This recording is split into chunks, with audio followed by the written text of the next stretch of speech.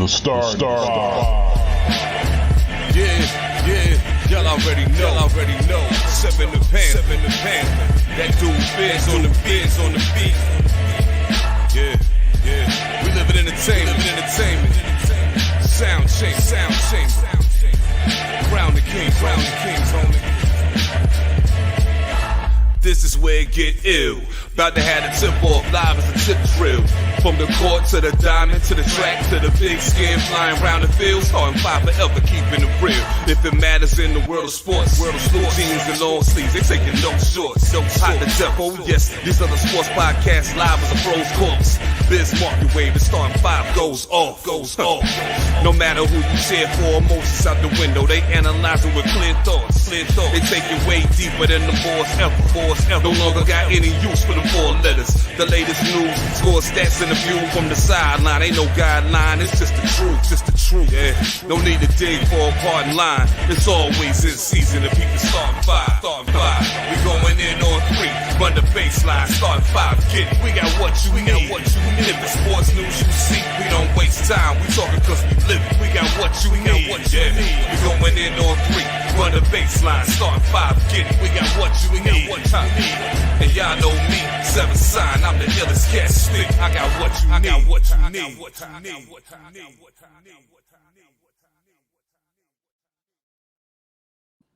Hello, motherfucker. Yeah, what up, everybody, yo?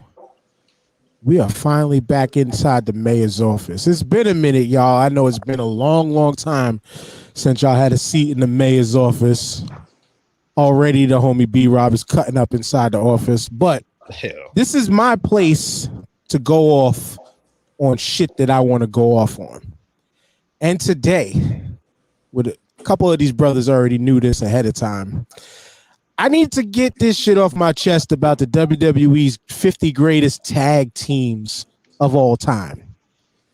That word all time is looking pretty suspect right now after we go through this list, after we watched this fucking special that I said, if the Dudley Boys are not either number one or number two, I'm going to throw my TV out. I'm going to do a Darby Allin coffin drop on top of the TV and then B-Boy head spin to a turtle shell and then to the pose like this. Just to completely destroy my... Yeah, well... And I have a TV I could have did that with, man. But nonetheless, you can already tell where the fuck my frustration is when it comes to this. But because I was so gracious enough to allow these brothers to come into the office... I'm the only one smoke. Well, actually, no, Brian, I think you're smoking, but we need to get to cigars and cigarettes. Since I mentioned this name, let's let everybody know who y'all are and where y'all from. Brian. What's going on, everybody? My name is Brian. I am 1/3 of the UWO podcast, which you can catch us on Facebook Live every week. Everybody's pointing at me for some reason. And we repping out of Providence, Rhode Island. Well, technically, I live in Woonsocket, but Rhode Island for the most part. Hello, motherfucker. Next up, to the top right corner of me, you can kind of say it's one half of the Wrestling is Trash podcast. Hello, motherfucker. What's Hi, up, Nick. man? So, yeah, Nick Anicelli, another fellow Rhode Islander on here. I actually linked up with all the most of y'all before, but yeah, Nick Anicelli, and I guess you would kind of say half of the Wrestling is Trash podcast. Definitely. And the other half, the man that holds the crown on the Random Ramblings with Rob, the brother who was b-boying during the intro song that I wish everybody was able to see. Oh, I seen it. Hello, motherfucker. You know what to do. Surprise, motherfucker. Yeah, this your boy B-Rob, host of the Random Rambles with Rob, and one half, I guess now, of Wrestling is Trash. Semi-annual, quarterly, weekly, bi-weekly, monthly. Whenever you feel like it. We get together type podcast. So, yeah. First of the month podcast. Yeah. All right. When the checks come through. Hell yeah. And last but not least, Hello, motherfucker. my New York brother down there acting like Florida, man. Yes. That would be me. This is your boy Lou from the BX, aka Louis Schmurder, Louis Balboa, the loose cannon of podcasting, the last of the Dominicans, and host of the Everything Podcast, and living in Florida from the BX. Here to talk And the about some wrestling. procrastinator of term papers and shit. Yeah, word up. That's right. shit And to round off this starting five, ironically, of wrestling talk, me, the mayor, that DJ named Ace5, your mom's favorite fat guy all the way from deepest, darkest Africa. I can't do that. I can't do that. You had to pass it. Oh, the wrong way. I'm on the wrong way. It's all right. But, yo, Got me all we're here. fucked up. We're here to go through this bullshit. Lou, I'm going to go with you first because me and you have been corresponding the most about this damn list. First impressions, I want everybody to give first impressions. Take a minute or two. Go ahead. Go ahead, B. I wanted to do my best Stephen A. Smith face. Blasphemous. You got that. Whoever made this list should have stayed off the weed. The weed. Yeah, exactly. I'm gonna have my own blasphemous comments within this whole conversation anyway, so it's gonna be good whenever we start. So, my bad, Lou. We kind of ruined your first takes on this, but listen, we're gonna it's gonna be like that, bro. This is family. So, and initially, like first so I saw the top 5, and then I went back and I watched 50 from. I went and watched the whole thing like in one night, and like. Right off the bat, when they're like, "Oh, it's only WWF teams, we're not doing WCW, and we're not doing this, and we all love Harlem Heat, but they're not on the list." I was like, "All right, this is gonna be some bullshit," off the bat. And then when they started off with Bushwhackers, I was like, "All right, this is a joke list. I'm not even gonna get mad," but I got mad anyway. I didn't want to get mad, and I got mad anyway. So those were my initial thoughts. Yo, not to jump anybody, but that's exactly where I wanted to start off with, because when I seen the Bushwhackers at 50, I said, okay, I'm in for some bullshit. B-Rob. So right off top, when I heard about this list and knowing that it was just gonna be WWE, WWF, or whatever, I knew for a fucking fact that number one was gonna be number one. And it's the goddamn New Day, because the New Day is WWE's fucking tag team. Yes. Yeah. It is their faction. It is their moneymaker. It is their fucking machine. They run roughshod within WWE. Fucking social media presence, goddamn live appearance presence, everything. They encompass what WWE is. You hear I'm saying WWE. Mm-hmm. So there was no doubt in my mind that the New Day was going to be number one, and I would have been remiss if they were not number one on this top 50 list of WWE's greatest tag teams. Sound like fucking Matt Hardy. WWE. Fuck that guy. Don't of all people to compare him to. But Brian, Matt Hardy. Don't get him. That's it. But Brian, no, I mean. I kind of almost share the same thoughts with B-Rob too. I might probably share the same thoughts with you on your first takes. Yeah, pretty much. B-Rob said it best. It was WWE's perception of tag team wrestling and where they think that these teams rank. And I always relate it back to something that Bully Ray said on Busted Open. When it comes to the WWE, Vince McMahon has a godlike complex in which, when he signs you to a contract, he wants you to be a representation of his vision. So as much as you guys know my opinion on the Dudley Boys, considering them the greatest tag team of all time, I knew they wouldn't be number one on this list. I didn't think they were going to be number 5 on this list. But to me, it just goes to show the bias of the way WWE looks at things, where, if it's not a homegrown talent, it's hard to get over in WWE. So when I saw the list and like B-Rob said, who I thought would be number one probably was going to be number one, and shock to everybody, they were number one.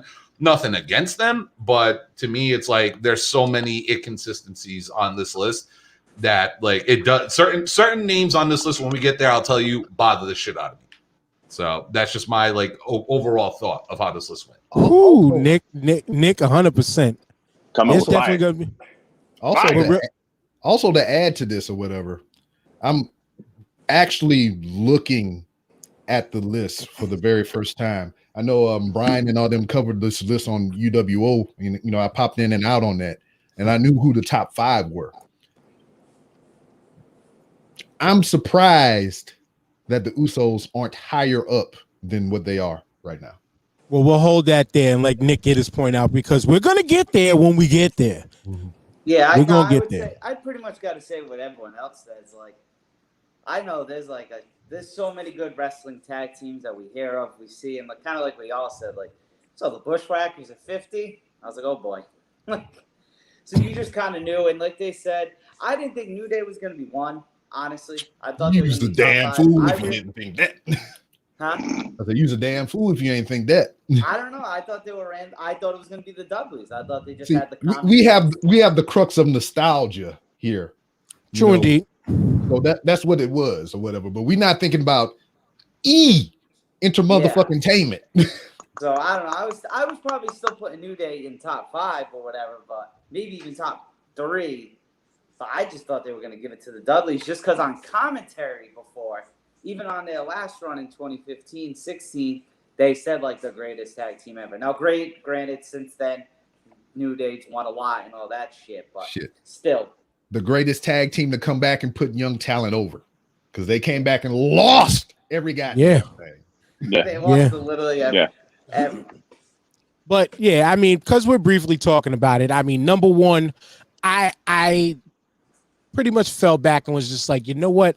I'm not mad at it because of a lot of what B-Rob said. First and foremost, actually, I wasn't mad because of this right here, just straight up and down, being honest, biased, culturally biased, just like Shaq's test in blue chips. But I had that little bit of bias, but not really because I thought the Dudleys should have been number 1. We'll get into a little more, but you start off when you announce the Dudleys at 5 that this 18-time championship tag team, that they're just at number 5, in what world does that belong? Where you are the 5th best of something, but 18 times a champion, while you're talking about the New Day, who is climbing to 11. But also remembering what B-Rob said was the same thoughts I had. It's Vince's creation. It's Vince's birth child. In the WWE FGHI, you, if you were not created by Vince, it just, it's not going to be. It's not going to come to fruition. And not just with the New Day, not just with the New Day being up there either, because like the little things, like Edge and Christian were ranked ahead of them. They're homegrown WWE. They won the title 7 times. But look, realistically, they lasted from what? We'll say 99 because they were with the Brood before. We'll say from 99 to like 01 because then they split during the Alliance. So you're going to put that over the Dudley Boys. The thing I think that personally threw me off, I don't know if it did for you guys, I saw they kind of got humbled when you saw like DX a little lower than I personally thought they were going to be because I was thinking, WWE DX is going to be like top 10, top 8, whatever. But as I was watching the episodes every week, I was just like, all right, whatever, cool. Like, I was enjoying it. But then when they did like 10 all the way to 1, like those 2 episodes, I was like, well, wait, what about this team? What about this team? What about this team? That's when it really started throwing me for a spin because they were throwing teams in wherever. And I was like, all right, cool. But like I said, I was expecting Harlem Heat, Rock and Roll Express, like a few other, Which we're going to get into the list now. Yeah. That honorable mention, holy shit. But before we get into the 50, before we get into, because I want to go right into that honorable mention. No, I'm going to save the honorable mention list for last because once I read these names, this is Mount Rushmore of tag team wrestling. But I wrote them all down. But before we do that, B-Rob. Yeah, so correct Correct. Hold on. Yeah. We got to give condolences to Mr. Paul Orndorff. Oh shit. Oh yeah, man. We got to give condolences to Mr. Paul Orndorff. Died at the age of 71. Legend, supreme legend, one of the greatest heels ever. I mean, if anybody got something they want to say about him, you know, so we can get it on and pay our proper respects. But I wasn't blown away because he was unfortunately being reported as doing bad. But I mean, 71 lived a legendary life in the first WrestleMania. Since we're in the WWF kind of conversation tonight, there's nothing bad you could say other than there should have been more WWF titles around his belt. I mean, around his waist. 100% agree with that. You guys got to remember, this is a time period, like during his prime, prior to even coming to WWE, this was a guy who was, you know, when pro wrestling was quote unquote like a legitimate thing in some people's eyes. He represented a heel to the umpteenth degree. Like the fact that he used to come to the ring and take like 2 to 3 minutes just to take off his robe. You know what I mean? Like the guy looked like $1 million. He was a former, you know, collegiate football player. This was a guy who got over the old school way. And from the stories that I've heard about him, he is a quote unquote man's man. You know what I mean? Like even today I busted open, they were doing some sort of a tribute for him. And Jimmy Wang Yang came on and he was like, when I was in, you know, the power plant, this was one of the guys who was training me and he broke me in so many different ways, but in the long run, you know, help benefit me for the future and prepare me for the world of pro wrestling. And you guys got to remember, it's not the world of pro wrestling that we're in today where, you know, some people can start off in their backyard or get a couple thousand, buy a ring and just start a promotion.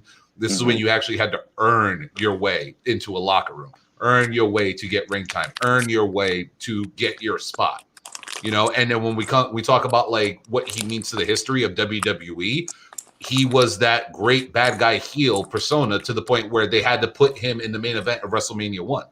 You know what I'm saying? Like this was a guy who contributed a lot. A lot of the pretty boy heels like Robert Roode and stuff when he was doing the I'm off the chain guy in TNA, like mimicked what this guy was doing. And he contributed so much to what heels should represent nowadays in this business.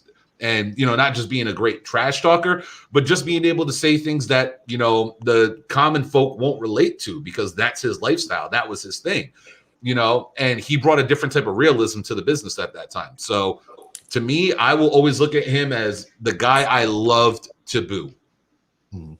So, and I said this too on the show. He was one of the first action figure toys that I had, like the big rubber ones. It was him and JYD. I remember them. And you know what?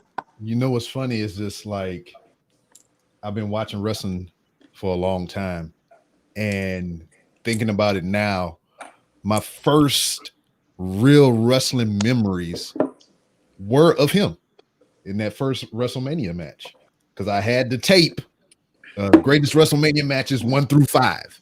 And that was the one that was the first one that would come up on the tape. And that would be the first, like, real, you know, nostalgia for wrestling that I have watching those first 5 WrestleMania main events. And he was the first one that always come up on the tape every time, you know, so. He beat up Vader. He beat up my all-time favorite big man because Vader was fucking with him. Hey man, you do what it do, man. You don't let nobody fucking with you. This is true, but when you compare the size of these two men, he dropped 450 something pounds, 440 something pounds. Sucker punch. 6'4", 6'5". Allegedly. But and another thing really quick too, when you think about like back in the days when like, you know, the relationships were going on between like WCW and New Japan, he was one of the few guys who had New Japan, IWGP title shots in America. Him versus the Great Muta happened at Slamboree. You know what I'm saying? Like he was a guy who got those opportunities back in those days because of his popularity. Whether he was a heel or a babyface, you know, even the short stint as a babyface, he was still over as fuck then too. You know what I'm saying? So it just sucks that he passed. But, you know, I guess in a good way, it's not like we're getting a sad story. Like he was at the age of 71. He lived a full life. He had a great career. You know, he was able to enjoy the fruits of his labor. Yeah, a lot of wrestlers don't get that. Yeah. Yeah. right.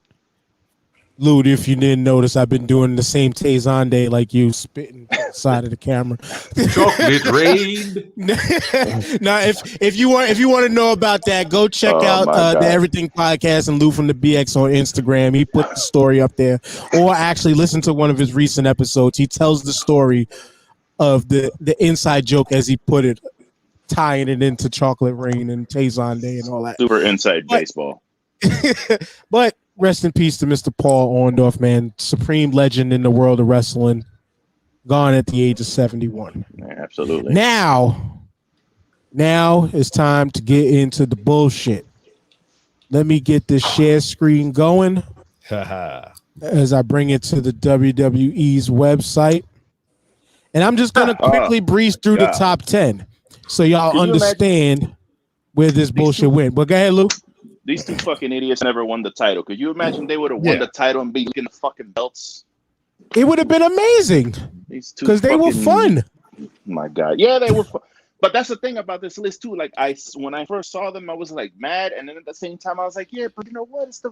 It's the Bushwhackers. Like it's synonymous with like that tag team shit from back in the day. So it's like, they're at 50, so I can't be too mad. It's not like they're 25 or, you know what I'm saying? Dude, can you imagine how much ass these two pulled back in the day? Oh, hey, yo. Word up. Imagine. Just put it in the brain housing group. look at Luke right there with no teeth and that tongue out. Uh-huh. That's all nipple action right there. But anyway, I actually saw him recently too. Oh yeah? Yeah, Bushwhacker Luke, he was at a show up here a couple weeks ago. Nice. No shit. But let's go through. We're gonna go through this at 10 at a time, and we'll just discuss whatever discrepancies that you want to bring up. So at 50, Bushwhackers. At 49, Too Cool. 48, the Quebecers. 47, the Smoking Guns. 46, Strike Force. 45, the Head Shrinkers. 44, X-Pac and Kane, or Kane and X-Pac. 43, Evolution. 42, Eminem. 41, the Nasty Boys. So, first 10 out the way. All right. So this is where it leads into my first question. I'm looking at this list and we had a lot of qualms about it or whatever. Well, y'all did. I don't give a fuck, really. Are these people, I know they might have had life out in other companies and all kind of stuff, but all these people had a legitimate career in WWF and WWE. I'm not talking about when they bought out WCW and shit, then now they're automatically on the list. I'm talking about before that shit even happened. Like they had a legit run in WWF, WWE. Well, I mean, from if I'm not mistaken, for the most part, all these guys were like WWE. I know a lot of them were like they were like in Smoky Valley and NWA and all that other stuff. But yeah, so this is before they like bought there's no WCW. like out of these he just named. It's not like they were WCW and then these were like WWE. I'm just talking about the whole. I'm talking about the whole list as a whole. Like they had a legit career in WWF and WWE before they bought WCW. Yes. All right. Okay. So that makes more sense to me now. Right. Well, I mean, because it would have been some bullshit. Because like you talk about Harlem Heat not being on the list or whatever. I get it. That's because they were never ever a WWF WWE team. Yeah. Right. And you can't count them because they bought the competition. That shit doesn't count. But they see, said that at the beginning of the like when they did 50. Oh, okay. So I didn't watch the 41. All right, I got it. Right. They did say that. They did say that. But with that factor of you have and own the rights and properties to all of these territories, it's literally like now you are bringing it into WWE lore. Nah, it's fam. on your it's nah, on fam. your take the shit off the network then. They don't count that Star Wars shit now either, do they? Disney bought out all the other motherfuckers and they can't count all the lore from all those books and all this other shit. They don't count that shit. They don't count the books, but they count Clone Wars cartoon. They count all the other Well, because that's subsets of video stuff. That's something they made, though. You know, so I can give you that. I can give you that, but even still, that was the main part that pissed me off. That outside of this first 10 of the 50, is that WWE owns all of these territories and utilized none of that, but then paid respects to these teams in honorable mention lists and all types of other spotlights through each episode.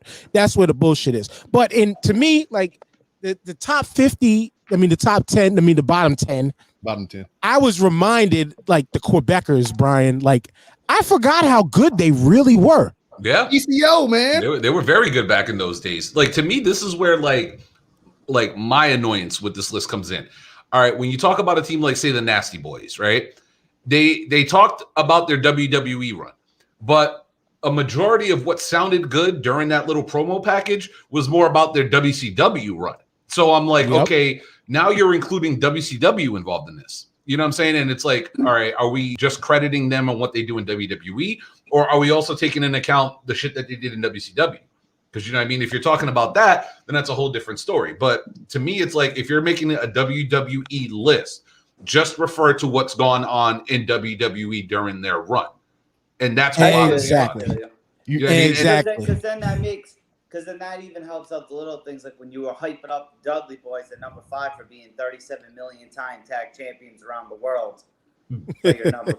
At least lower the numbers down of everything they've done, you know. But B-Rob, before you speak, here's why what Brian said was a part of the issue and why they should have included the territory stuff. A lot of the video packages outside, besides just the Nasty Boys, was from the territory days. Yeah. So was just how do using you Nasties include as an that? example, yeah. No, right, because it was in the first 10. Yeah, but how do you include all of that stuff? Like, wait, when you get to watch it, B-Rob, when you make time to watch it, wait till they get to the Road Warriors and watch all the old school AWA stuff in that they show Mid-South, whatever the fuck they were. I forgot. But I'm gonna tell you now, I ain't watching this shit. I was just gonna say, this man told me I'll watch Undertaker's last ride when I know he's done. They did a whole special for dude. I am not watching the last ride until I see that motherfucker rolling across the Hall of Fame stage. Well, yeah, I feel you on that, but he is already going by Mark Calloway. So if there's any consolation in I'm fighting bugs again, y'all. If you remember the last episode of Wrestling is Trash, I did the mad dash and B-Rob said I was twerking in the screen when I was trying to kill a spider. But anyway, out of this 10, I mean, the discrepancies, if there was any for me, it right out the gate let me know that they're including wrestlers that were technically not legit tag teams. Mm-hmm. 2 wrestlers paired together, i.e. Kane, X-Pac, Evolution. Though Evolution did kind of carry a crew name. It was the crew name, kind of like the Horsemen, which were left off this list, by the way, y'all. I was okay with Evolution. Too. I was, yeah, they did. But Kane and X-Pac was like, already you're adding 2 separate individuals that weren't tag guys. Hey, let's put these 2 misfits together and make them a team. Honestly, I'm shocked that they don't, because I mean, this is a strictly WWEF type deal or whatever. I'm shocked that they don't have the motherfucking Spirit Squad on here, or the Mean Street Posse, or motherfucking Owen Hart and Coco Beware and shit. High energy, baby. They at least had a tag team. Yeah. They had a tag team name. Yeah. But also, too, I'm shocked.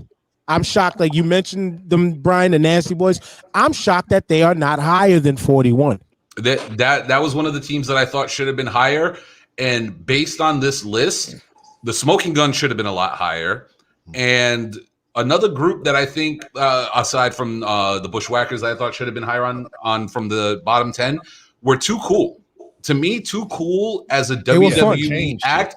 They were over as fuck. I'm sorry. Like, you get into the heel portion of it, but the moment you gave them Rikishi as part of that act, Too Cool was one of the most over things ever. I will never forget the Rumble when, first it was, I believe it was Brian Christopher that was in, and then Rikishi came out third, and then Sky Duhati came out fourth. They had the Rumble rocking, and then Rikishi eliminates both of them. But Right. to me, as a tag team, sorry, bro. yeah, he's like, my bad, you know, too. Sorry. But to me, for what the gimmick was, I thought Too Cool should have been a little bit higher on that list when it comes to WWE entertainment tag teams. Also, Yeah, I give you that. Yeah. Also, we need to move to the next 10 because I have a question about one of them. Okay, but I want one more. I wanted to mention that was a legit tag team, was one of Lou's favorites, but I feel that they were kind of right where they needed to be within that bottom 10 and that Strike Force, Lou.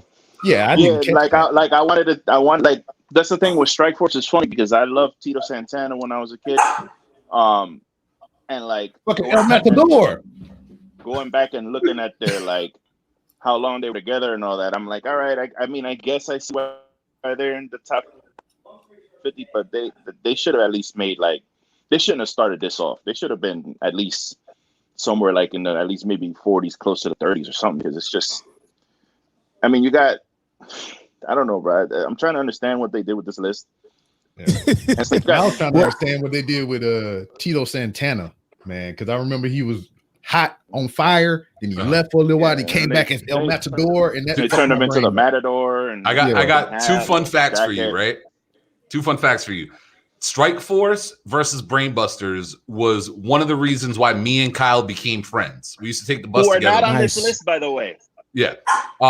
Me and Kyle used to take the bus together going to elementary school, and we sat there and talked about that matchup, and that like spawned our friendship. And number two, my mother always said if she would cheat on my father, it would have been with Tito Santana. Still to this day, she calls him Chico. I love Tito Santana. Shit, that's hilarious. Holy shit. But more holy shit moments to come right away. At number 40, rated RKO. Number 39, Paul London and Brian Kendrick. DIY at number 38. 37, World's Greatest Tag Team. The fucking irony, World's Greatest Tag Team at number 37. Money Incorporated at 36. Jericho. The Natural Disasters at 34. Yeah. Street Profits at 33. Wow. Briscoes at 32. Wow. Damn, I didn't know how much they look alike. The Bludgeon Brothers at 31. Okay, so this is where I'm at. How, I mean, it's nothing bad either. How highly does a company see you to where you're essentially in the minor leagues to be charted on this list for tag teams with DIY? That's fucking crazy, right? But that's a good point. We were talking about that earlier. I would say also too, though, to have the Street Profits so high, and they're still technically fairly new. Yes.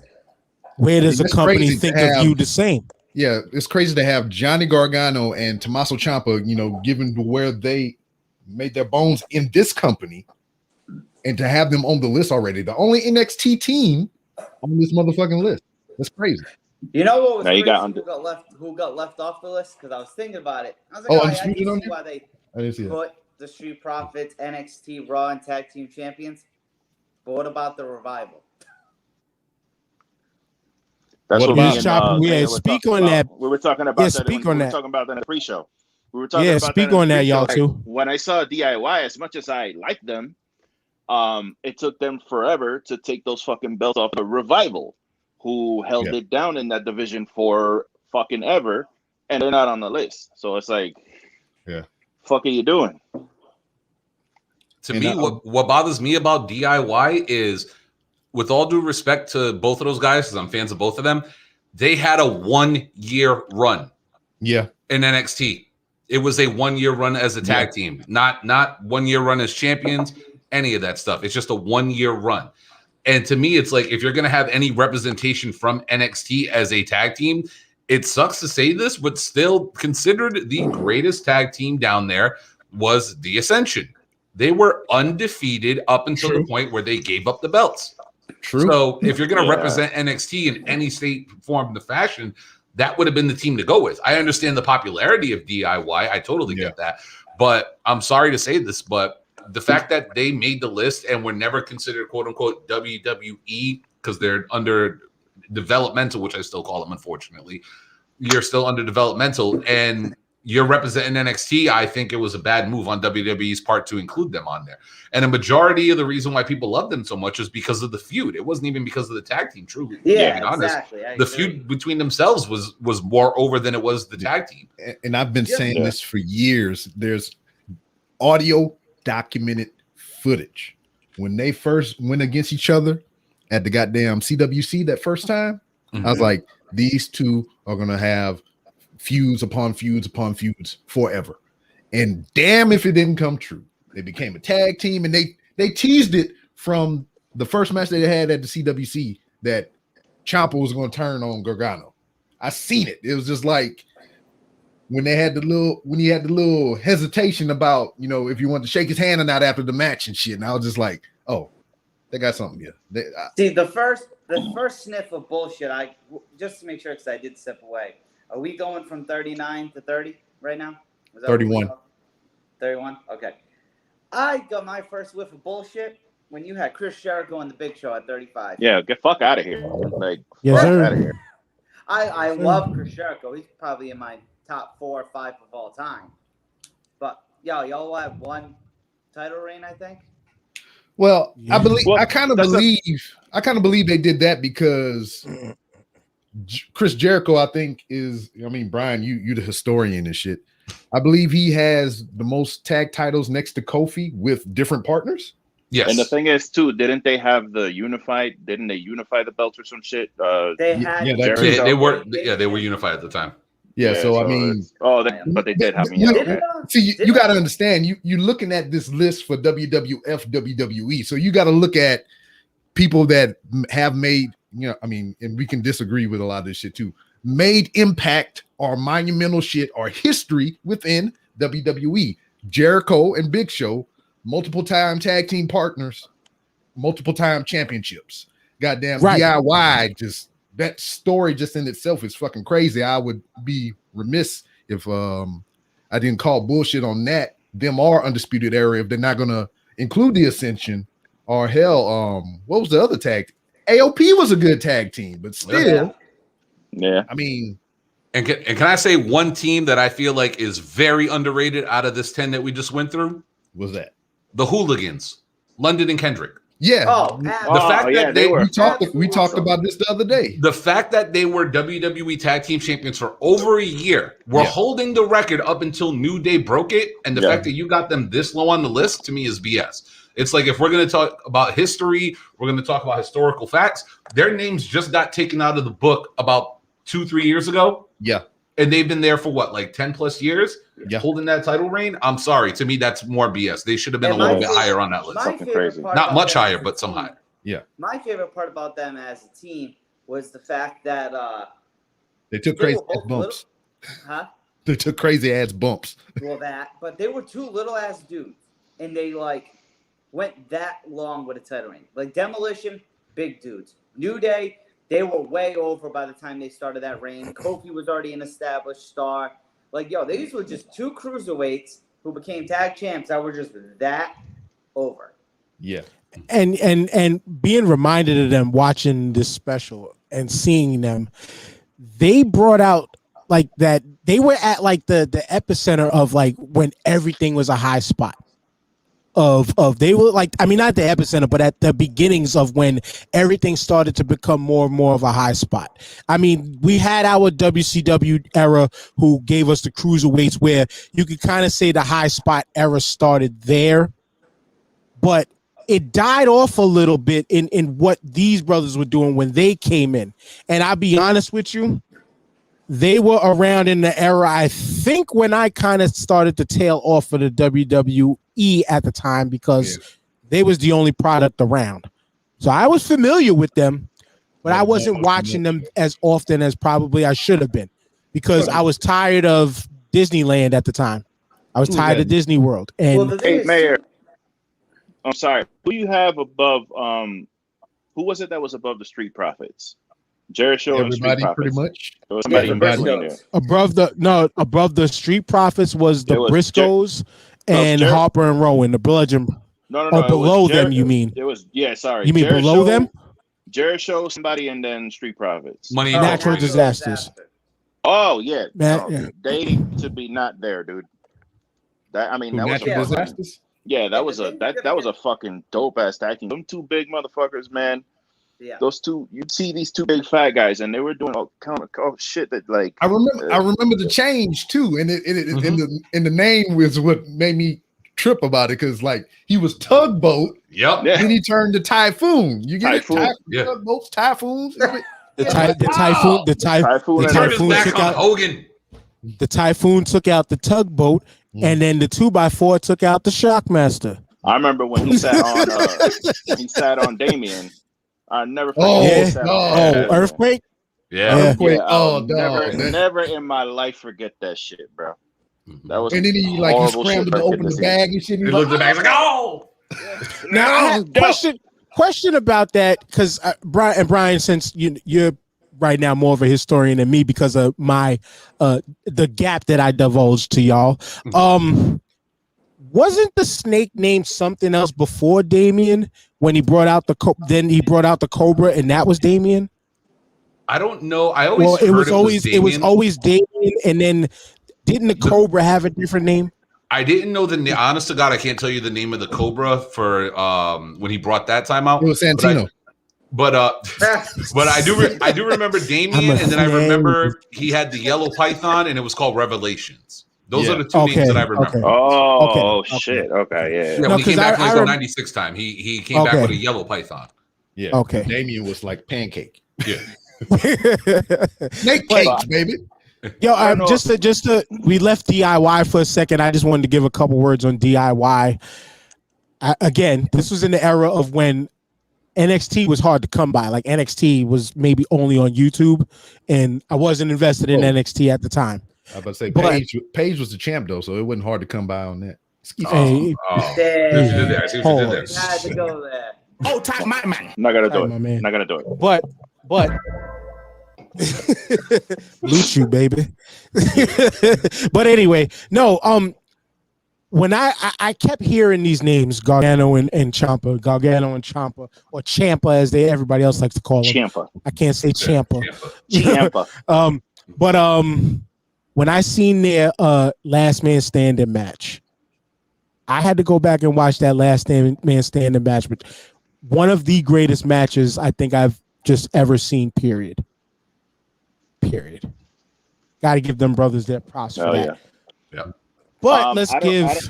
Yo, I'm go ahead. sorry, Lou. My I bad. don't know if anybody else is like kind of keeping track, but I have 4 teams that don't need to be on this fucking list.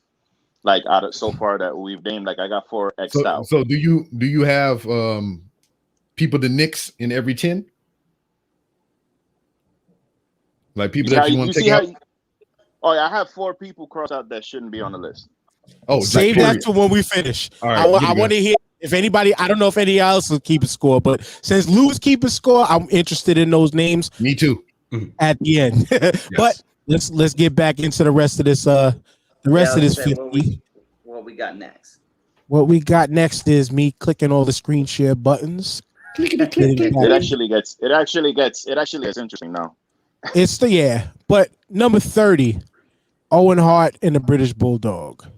29, Miz and Morrison. I agree with that one. 28, The Bar. I agree with that. Team Hell No. I don't know about The that. Iron Sheik and Volkov. Yeah, iconic. Los Guerreros. Nah. The APA. Yes. The Blackjacks. The Shield. I'm surprised they weren't higher. DX. Or Both them. of them. And that's that. And I would say that only because of who they are as far as WWEF royalty.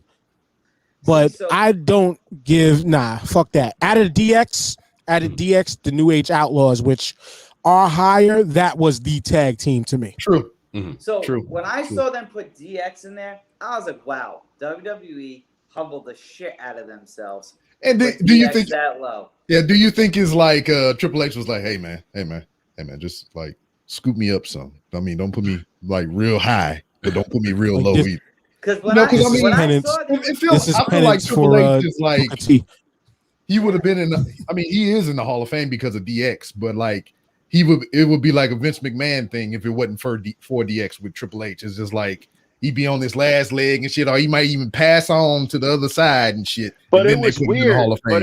it was weird too because they put in the DX like the PG DX, like the jokey DX. They didn't even put in like I think like it's the 'cause actual those are, I DX. think it's because those are the only them two.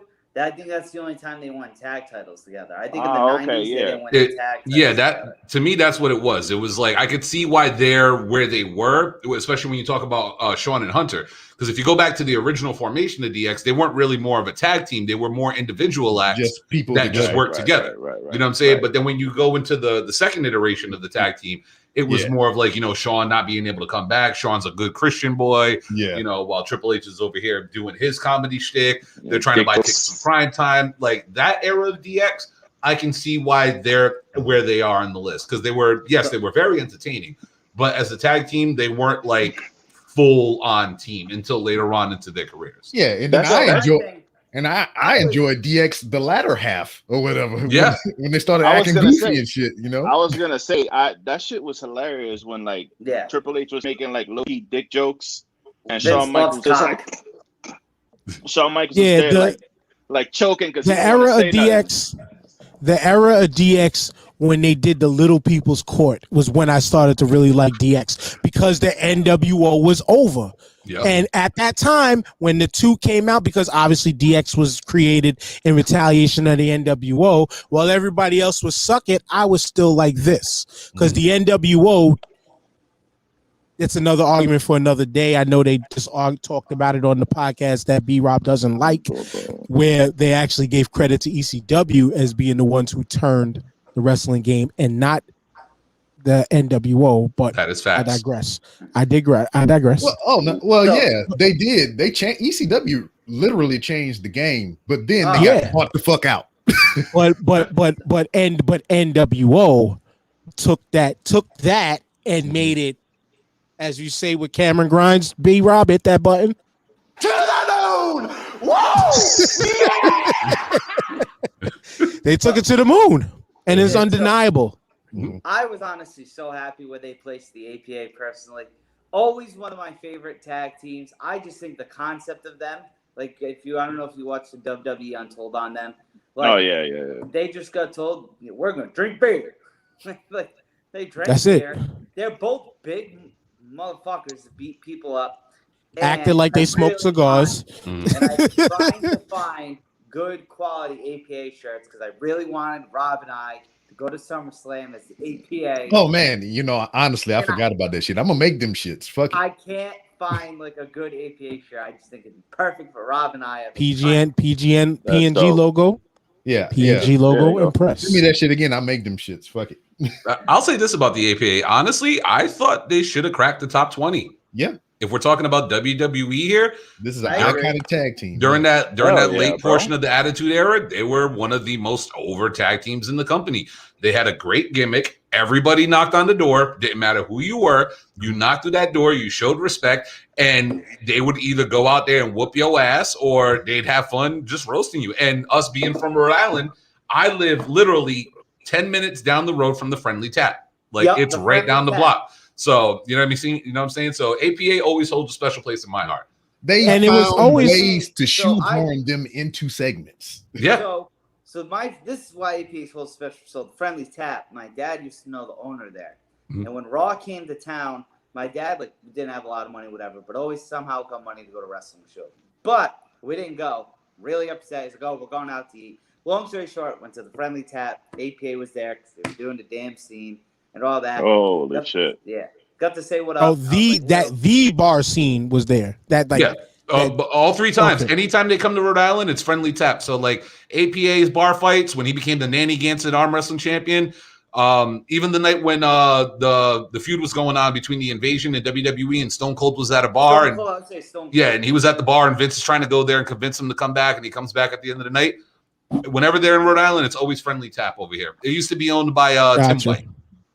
Yeah. So Tim White used to be the old owner of it. the fun thing. Biggest pop. Whoa, hold on. Tim White, ain't that the referee? Yeah, the one that's always The one that the one shot that, himself. Yeah, that dude. It all started in Rhode Island. The bar. shit. Whenever you go back and look up bar scenes in WWE, it's literally right down the road from my house. All right, so hold on, real quick, very off topic, I know. When and why did Tim White always try to kill himself? Never explained it. I'm drawing a fart, but They've never explained it. But I thought okay, he, what time of wrestling? Was it the Attitude Era? I'm assuming. No, this is Bruce's aggression. Yeah, I thought it was like toward the end of his tenure when he was like actually about to retire or some shit. Yeah, that's what they were trying. They were trying to quote unquote kill him off, but there was never a payoff explained. They were just like, I don't know. We started doing the skits for. You know what? Like, I'm sitting here like, I understand. I'm the only one that don't remember. I literally just remember what the fuck you guys are talking about. When they had that ref, he looked all pressed and shit. Yeah, and like it looked like he was trying to like commit suicide every week, and they never fucking They never paid it off. That's hilarious. Think about it. How fucking nuts is that? That's what I'm saying. This motherfucker pulled out a shotgun from behind a bar and tried to eat that shit. I forgot what. I think it was Armageddon that it started at, but we were at the pay-per-view here in Rhode Island, and it was Armageddon. It was Armageddon. That's when they did Hell in a Cell. Yeah, so we're all here we're all at like the arena or whatever, and then they go on the big screen and we see Timmy. You know, everyone's like, "Oh shit, he's at the tap." Blah blah blah. Next thing you know, he pulls out the shotgun and what's his name? Josh is sitting there like, "What are you doing?" And then you hear the thing go boom. Yo, the entire arena was like, "What the fuck?" And then they just cut away and keep going. It's like, whoa, what just happened? Oh shit! He was almost. I gotta go look for this. Yeah, like he was like Kenny on South Park. Yeah, they turned him in. He was in like bathtubs, dropping fucking like toasters in there. He was going through wood chippers. They never paid the story off. Never paid it off. And now all that makes sense with that tie-in of Kenny, because everybody remembers Kenny dies every episode. So maybe that's what they were trying to take advantage of. Yeah. Never hey, one thing about this section, I don't know if I'm in the minority here, but there's one team on here that I like a lot, and that is the Bar. I was a big fan of. I was a really big fan of how Mick Foley set up that like tournament between the two of them, and they just went back and forth and had all those matches, and then put them together, and they went on a run. They had a fucking cool entrance. They ended up gelling. Like, I was a fan of that shit.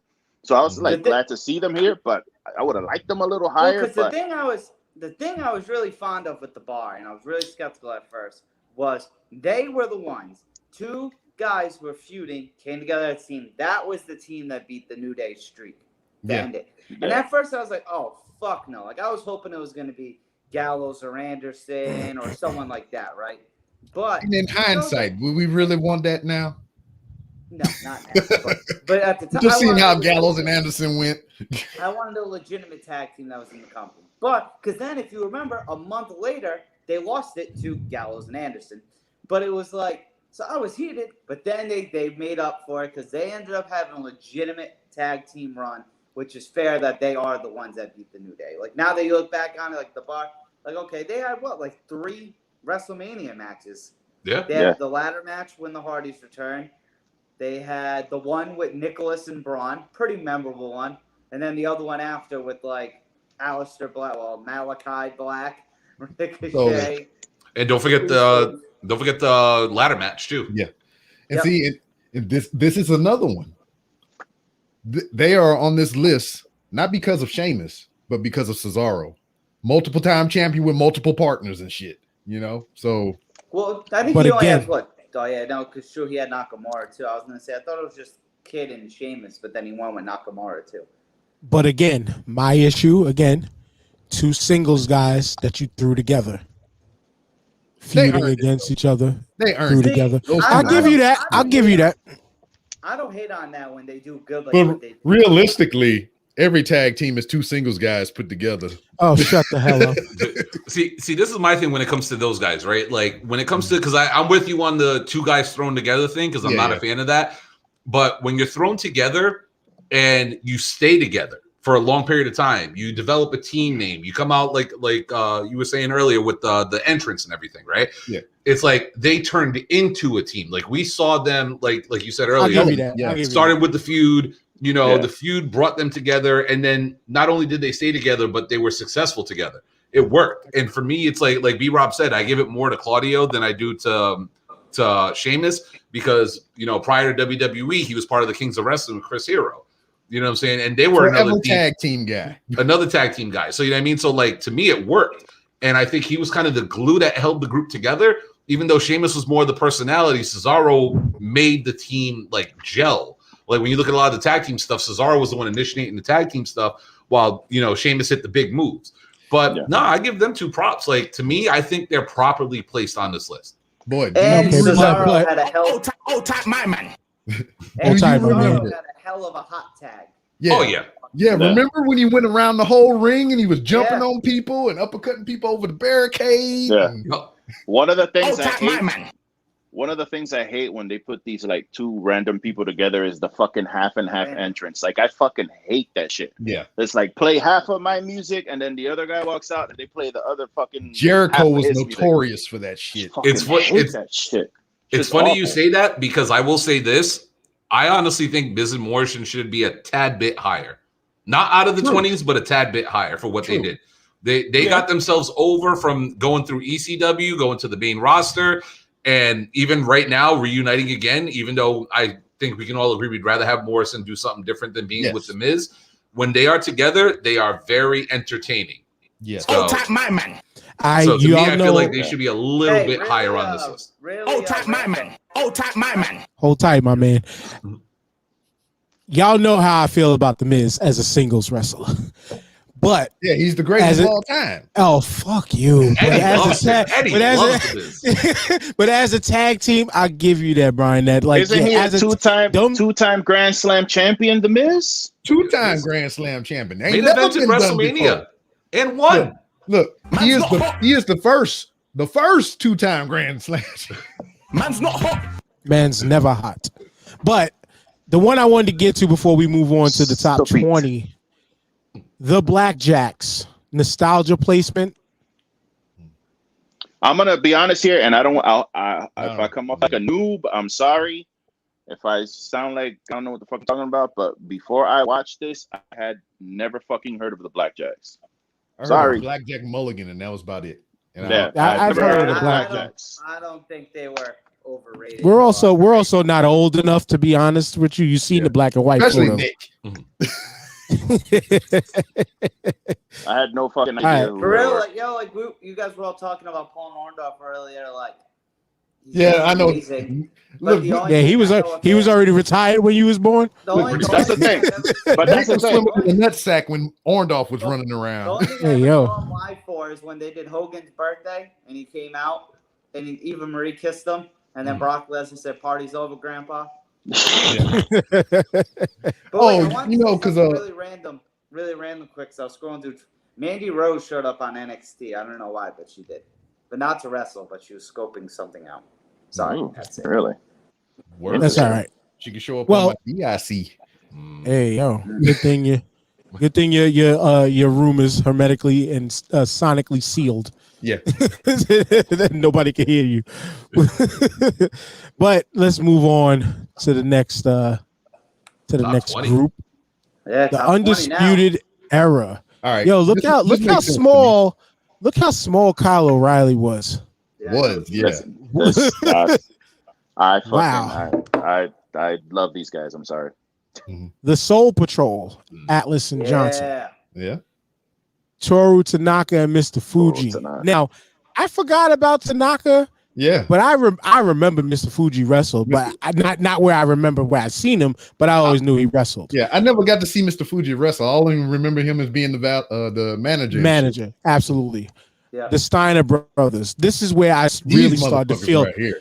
This is where I really started to feel the list really get extremely disrespectful. Dude. Isn't it nuts that that's Scott Steiner still? The Rock and Sock, the Rock and Sock connection. Yeah. The Wild Samoans. Yeah. Look at that hair, perm. baby. Look at that perm, son. Look at that hair, man. That Make perm us and that pimp. porno mustache. It's That's 'cause he's pimp. That is acknowledging pimp hair, bro. The Rockers. These was my dudes right here. Yeah. I like them as a tag team. Yeah. The Mega Powers. This is just the money. Let's scroll. Yeah, fuck The those. Valiants Okay. and Demolition. This, I said it before. I said it before, and I'll say it again. Demolition deserves to be top 10. What's If top you're 10? talking That's to me, if you're talking WWE, WWF, Mount Rushmore tag teams, they belong in that Mount Rushmore tag teams. My personal opinion. They should have pulled a goddamn was that Ty Dillinger? They should have put them at number 10. They had 10 title reigns, right? I get no, they had less than that.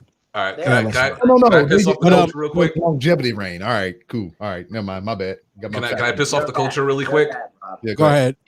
Tony Atlas and Rocky Johnson shouldn't even be on this list. No, not at all. For anybody who knows the history of what occurred during their title reign, they don't deserve to be. Didn't they like hate each other or some shit? No. Here's the deal. They only teamed about 3 times with those titles. The night they won it, one title defense, and the night that they lost it. Because during that time period in pro wrestling, you were only allowed to have one black person in a territory at a time. So when WWE was doing shows, they were doing 3 shows a day. Tony Atlas was at one show, Rocky Johnson was at another show, and whoever else they had, whether it was JYD or Bobo Brazil, was at another show. So to me, their title reign is fraudulent as hell. The amount of time or the amount of days that they held those titles for, they weren't even together. They weren't even teaming. So to me, it's like it's a pointless title reign, and they shouldn't even make it to this list in my eyes. So with all due respect, and I know people get pissed off nowadays, and race is a sensitive thing, but I'm sorry, as a black man, I can't attest to this. I can't let y'all have this moment. I'm sorry, they don't belong on this list. Historical value was cool. That was diversity placement. List wise, nah. Yeah. For what they did, cool. The first black tag team champions, I get it. If you want to put them on the list for that, they belong in the bottom 10. They don't belong on this list. That was all right. Damn it. Black lives do matter. Let's put them back up on this list. So that's what. So I was gonna ask, do you think? Because see, here I learned that I'm young, so I didn't know that they've only did that. So do you think they were like? They didn't think many people were thinking what you were thinking, like bullshit. They only did it 3 times. It's WWE. It's like we said, historical. Just for pure historical record, first black tag team. That's the only reason why they're on this list in my eyes. With all due respect, like I said, anybody who has, because I always say this all the time when it comes to WWE. First off, they think we're stupid. They think we have short-term memory. When it comes to a discussion like this with people, I know, Nick, you are the younger one, but when it comes to fans who've been watching this for decades and stuff like that, we remember these things. You know what I'm saying? And it's not hard now, especially with the network, to go back and look up Tony Atlas and fucking Rocky Johnson. You see like this much footage. You literally see this much footage. With all due respect, like I said, I'm sorry. If the New Day won the tag titles, right, and they had a 1-year reign, but they had 3 matches, do you consider them a successful tag team? No. Right. So to me, it's like this is a for the placement where they like number 18 or 19 on the list. Let me see. You could have flip flopped them with the Bushwhackers. Yeah, you could have totally switched them with the Bushwhackers, and I would have been okay. Like that's how I feel, or the Nasty Boys, or even the Smoking Guns, or even DX or whatever. You could have flipped them at any point in time, and they don't like. To me, Soul Patrol does not belong where they are. And a part of that too, in my opinion, it's Rocky's daddy. Yeah, it's Rocky's daddy. Tony Atlas is a supreme legend. He's a great too, but Rocky's daddy. Yeah, bro. Wait until his what's his name's daughter pops up in the Rock's daughter, yeah. Oh, wait till she comes out, bro. She's gonna be the fucking Charlotte Flair, bro. They're gonna push her. Well, we'll see about that because we already have somebody trying to imitate The Rock right now in NXT, and my man, what's his name, LA Knight. That's The Rock's boy. That's why. Okay, I'm hearing things. Huh? Sexy time with Nick. LA Knight. Yeah, they were back in the day when The Rock had when he first started doing TV and shit like that. He had a show like years ago called The Hero, and LA Knight was a part of the show. He was one of the guys that was like part of the cast. It's like it was a game show to win money and stuff. So if you ever look that up, you'll see him on the show. He was an aspiring wrestler. He was working for like NWA Hollywood and shit at the time, and The Rock kind of mentored him after the show. Word. But since Nick is in the bed, B-Rob, hit that music. It's sexy time with Nick. And we got to talk about the Rockers. Mm-hmm. The Rockers were Weak Juice Rock and Roll Express. You know what? When I was young, dumb, and impressionable, I didn't know any fucking better or whatever. I thought the Rock and Roll Express and the Rockers were the same shits. You would. Like I wasn't exposed to a lot of outside of WWF wrestling at the time. So it was just like I heard the name and I thought it was the same shit. Just because like Legion of Doom and Road Warriors, I know that's the same motherfuckers, you know. So I thought it was the same thing with them. Right, but in that same kind of thought goes into some of the honorable mentions in that like everybody was a express. It was either rock and roll, midnight or rock and roll express. I thought all motherfuckers was the same. Right. I mean, they was all the same country ass motherfuckers that you know, Confederate flag waving days of wrestling when it was wrestling. And don't forget the Rockers were the Midnight Rockers. Yes, that's Originally, right. They were the Midnight Rockers. It was all about darkness. They love, like Paul Mooney said, rest in peace. Everybody want to be a nigga, but don't nobody want to be one. It was all about the darkness. The Orient Express that had a white guy under a mask. Yeah, gotta keep those stereotypes going. But the Rockers, though, that was when I liked Shawn Michaels. I'm not gonna lie, that was when I liked Shawn Michaels.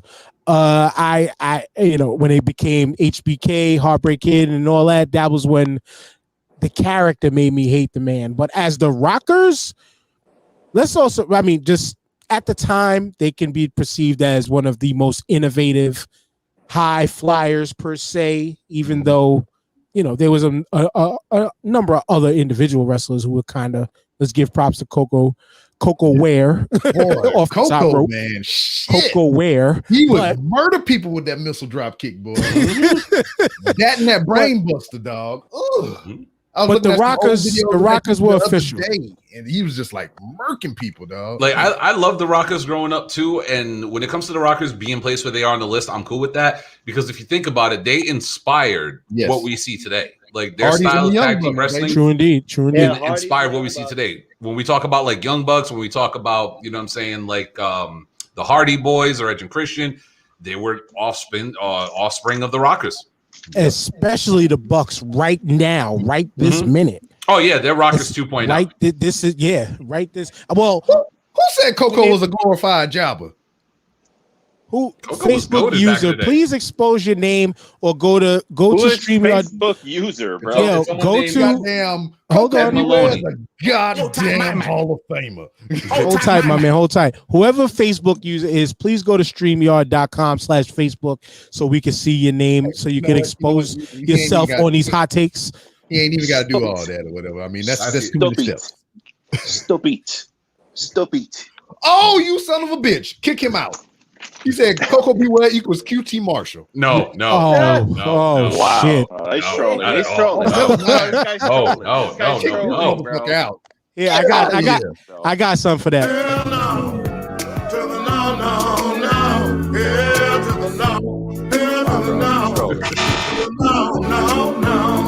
Come on. Yeah, I ain't going there. And but sidebar. What is it about QT Marshall that people don't like this dude? I think he's a good promo. I think he's a good manager. But as far as the he's a good wrestler. You want me to tell you what it is? It's my homie Ed. It's my homie Ed, and Ed is actually very official when it comes to wrestling. This is what I'll say about QT, right? This is what I'll say about QT, right? Fucking, it was the booking of the storyline that he was just in. Like I said it to Eddie when this whole thing started, right? Because you know how Eddie loves to defend AEW. He's part of the militia, blah blah blah. They booked that's my man. I'm with storyline. They booked this entire storyline with Cody backwards. Like, why does he beat QT and then goes on to a go-go? It's like, no, you work your way up to QT. You have him go through you have him go through a go-go. You have him go through solo. Whole crew. You go through the whole crew before you get to the final boss. You don't beat the final boss and play the game in reverse. Like the way they booked this, and QT never got a win. He never pinned Cody. You know what I'm saying? Right. Even though they got the tag win, he didn't actually pin Cody. So to me, it's like QT was set up to be like this Tony Soprano type boss, but they Hey. undercut him at the very beginning. It's like it didn't make any sense. So in all actuality, QT should be like the top mid card heel right now in the company. But I mean, they booked this way wrong. AEW can have a misstep right now, and that's okay because they're getting about 90% of everything else right. Yeah. Well, Let's see. He said QT may be the leader, but he's still a jobber at the end of the day. Hey. And like I said, it was because of the booking of the storyline. If he would have got wins over Cody at any point during that storyline, head up, whether it was a strap match, whether it was I forgot what other they had, like a street fight or something like that. Yeah. Any of those, it could have solidified him as being the guy. But we all know, as Kyle calls him, Triple C.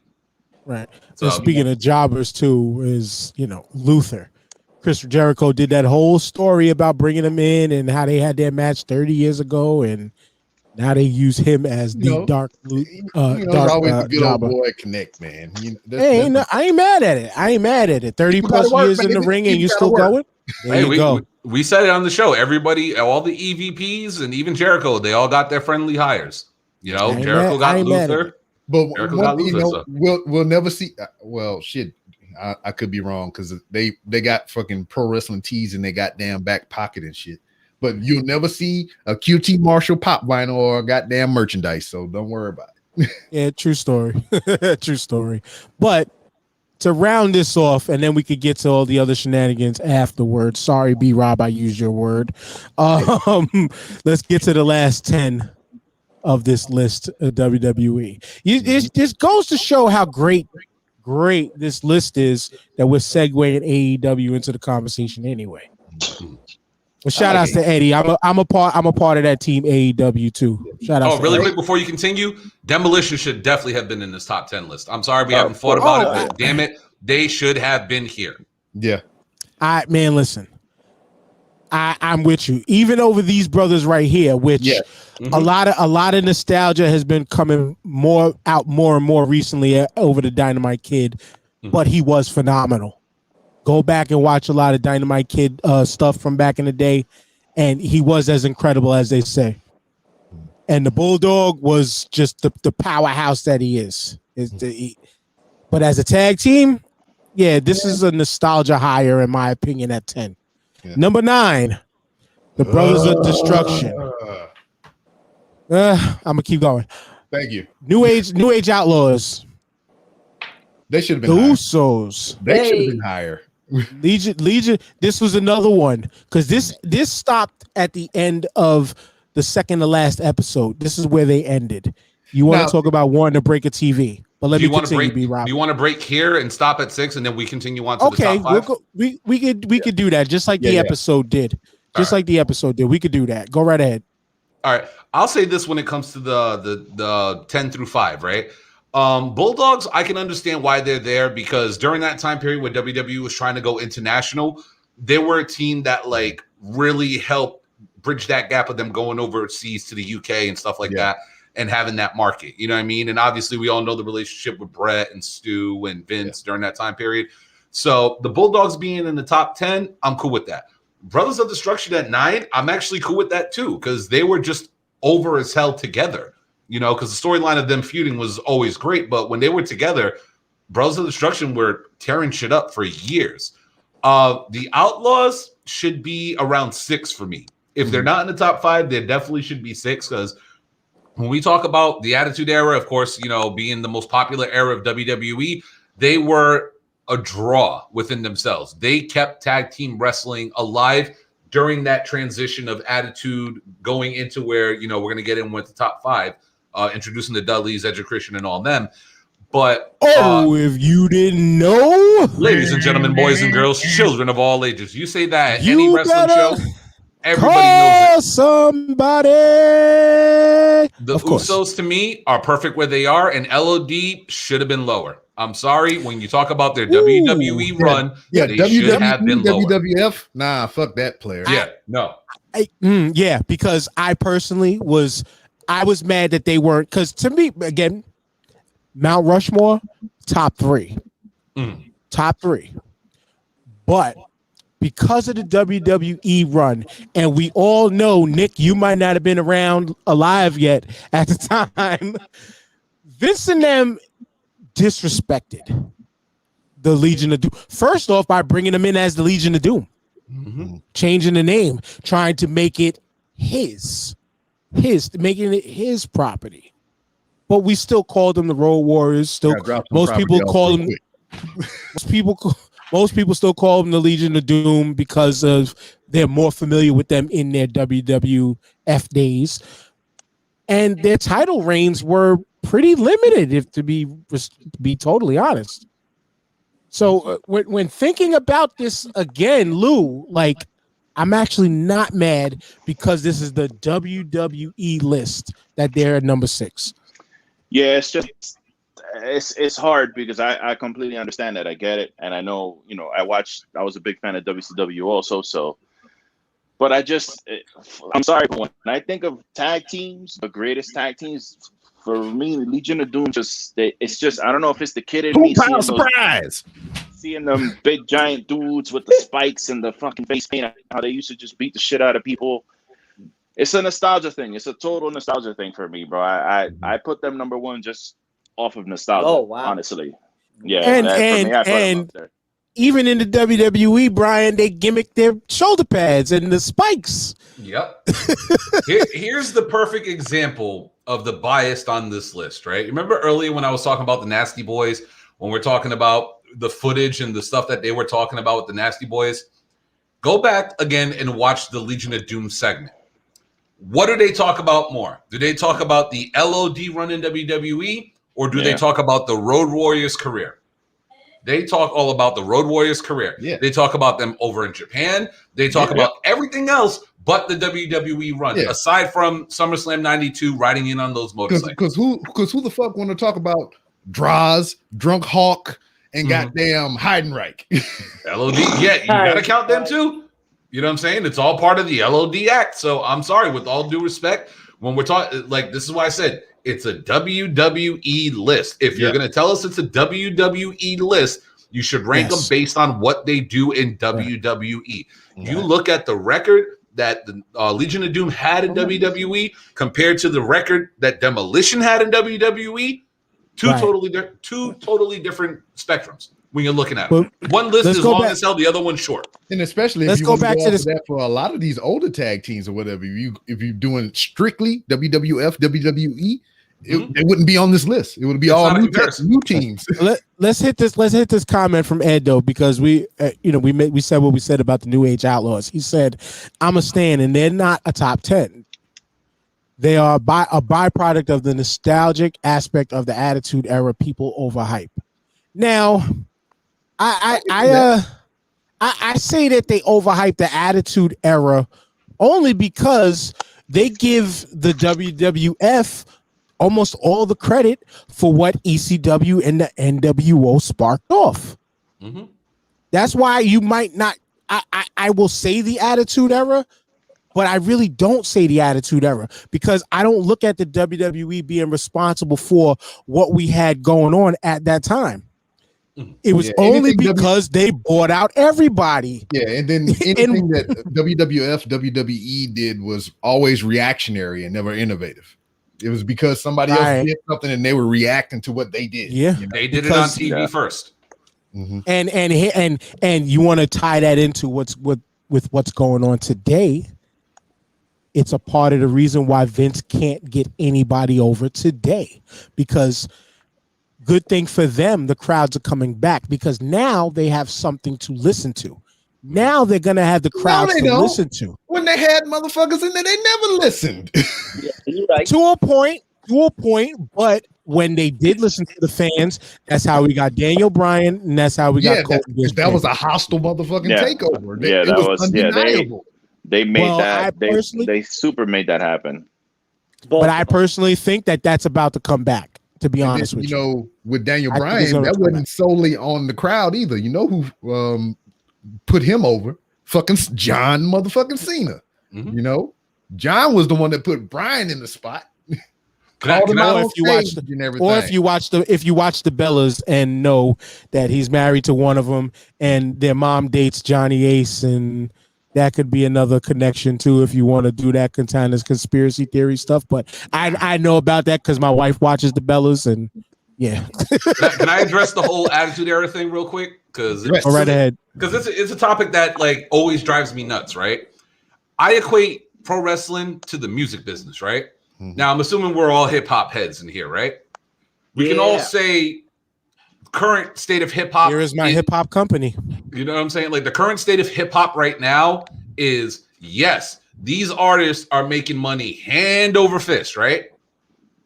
Mainstream. Hand over fist. It doesn't matter who it is, they're all making money hand over fist. But when you talk about quality of the product, horrible.